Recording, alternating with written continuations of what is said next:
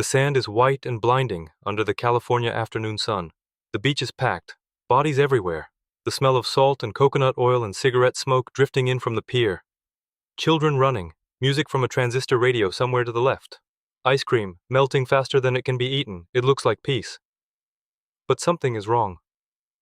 There is a woman standing near the waterline, and she is not moving the way people move when they are relaxed. Her shoulders are pulled in, her chin is down, she is trying to make herself smaller, and the reason for that is standing 3 feet in front of her. He is enormous, not just tall, wide. The kind of wide that comes from years of lifting things that shouldn't be lifted, of pushing the body past the point where most men stop. He is shirtless, and his chest is the size of a door. And he is smiling. The particular smile of a man who has never been told no by anyone in a physical space and has stopped believing the word exists. He says something to her. She shakes her head. He laughs, loud, theatrical, performing for no audience in particular or for every audience at once. He steps closer. And then, from somewhere behind him, a voice.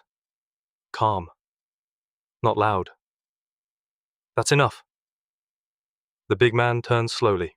He turns the way men his size always turn, without urgency, because urgency would imply a threat, and he has not yet learned to recognize what a real threat looks like.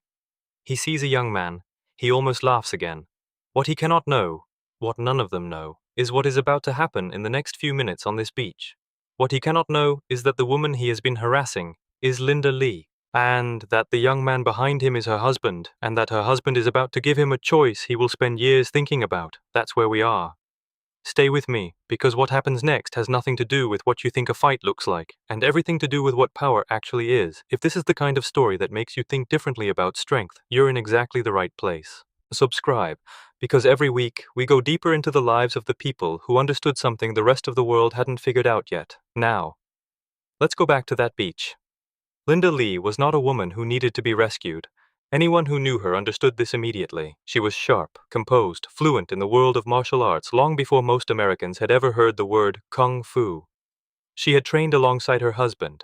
She understood discipline and technique not as abstractions, but as daily practice. She was, by every measure, someone who could handle herself. But there are situations that are not about capability. There are moments in public spaces, on beaches, on streets, in parking lots, where the problem is not whether a woman can defend herself. The problem is that she shouldn't have to. The problem is that a man twice her size has decided that the rules of decency do not apply to him today, and that her discomfort is entertainment. That was today. She had come to the beach to breathe, to be in the sun, to have an afternoon that was ordinary. And then he arrived. His name is not important. What is important is what he represented. The very specific kind of arrogance that wears its own size as a costume. He moved through the beach the way certain men move through spaces they have decided belong to them. He noticed Linda the way such men notice women, as an object in an environment, something to interact with on his terms or not at all. He approached. She was polite, then firm, then clearer. He found this amusing. And when Bruce arrived back from getting drinks, 2 cold bottles sweating in the afternoon heat, ordinary, domestic, human, he saw it from 40 feet away. He saw the body language. He saw Linda's posture. He saw the man's size and his performance and the crowd that was pretending not to watch. He set the bottles down in the sand. He walked toward them. There are moments in life that move in 2 speeds simultaneously. The clock says seconds are passing. Your body says something else entirely.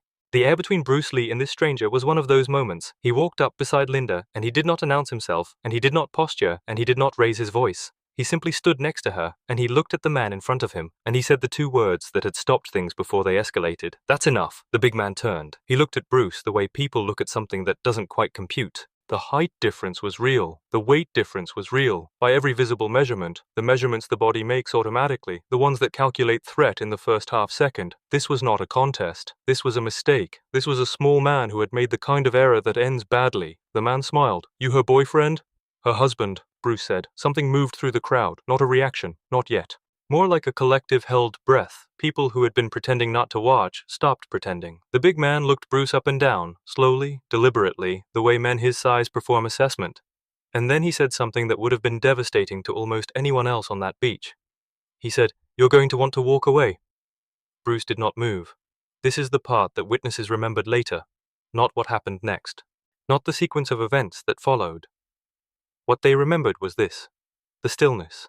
The absolute, complete, almost inhuman stillness of a man who had been told to walk away and had decided, in some deep and quiet place, that he was not going to do that. The big man had expected one of several things: fear, hesitation, the particular kind of masculine retreat that disguises itself as reason. Let's not do this. There are women present. It's not worth it. He had seen all of those before. He knew what they looked like. He was prepared for them. He was not prepared for stillness.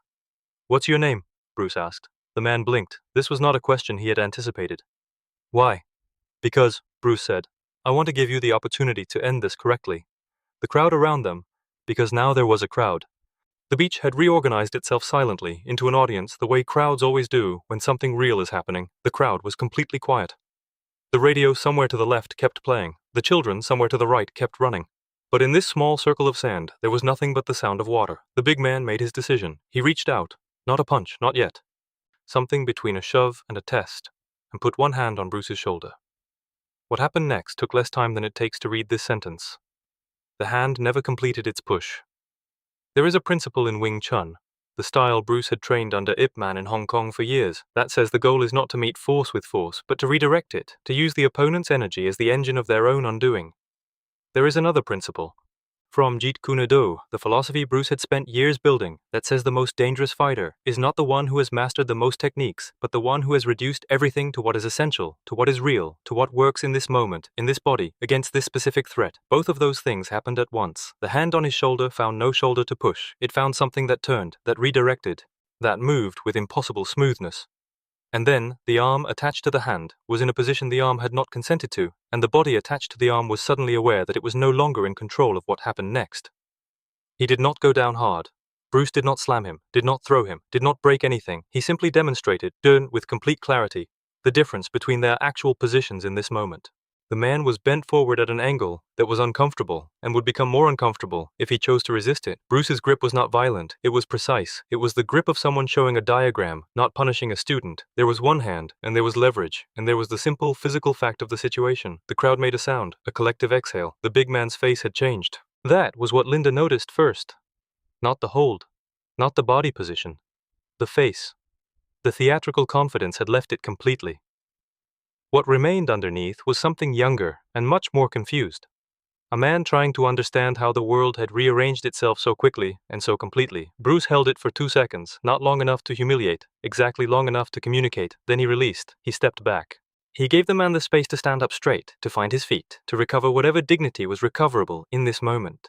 He did not look at the crowd. He did not make a gesture. He did not perform victory the way the man had performed dominance 10 minutes earlier. He simply stood there and waited. There are things that don't need to be said because they have already been demonstrated. This was one of them. The big man straightened up. He looked at Bruce. He looked at Linda.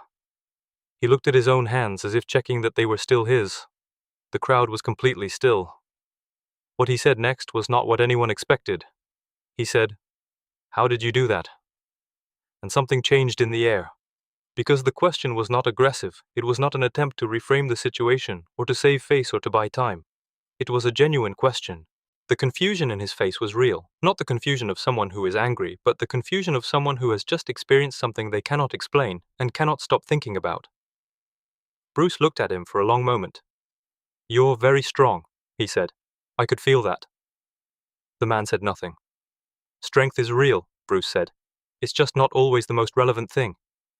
That was it. That was the whole lesson. Not a lecture.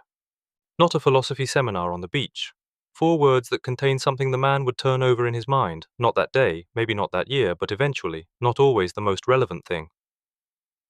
The crowd began to release, slowly the way tension releases, not all at once but in stages, people turning back to their towels, to their conversations, to their ice cream that had kept melting through all of it. The radio reasserted itself. The children's sounds came back.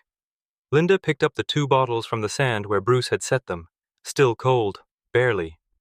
The story of what happened on that beach was told and retold over the years, in gyms and schools, and in the specific kind of conversation that happens late at night among people who study martial arts and care about what it means to be genuinely formidable. What always got mentioned, in every version, by every person who was there or who heard it from someone who was not the technique. It was what came after the technique. The question, the answer, the fact that Bruce Lee had every physical option available to him and had chosen the one that left the other man standing. Linda said once that the most frightening fighters she had ever seen were the ones who were frightened by something.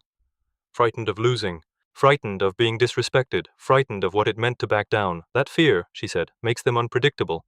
That fear makes them dangerous in ways that have nothing to do with their actual skill. Bruce was not frightened.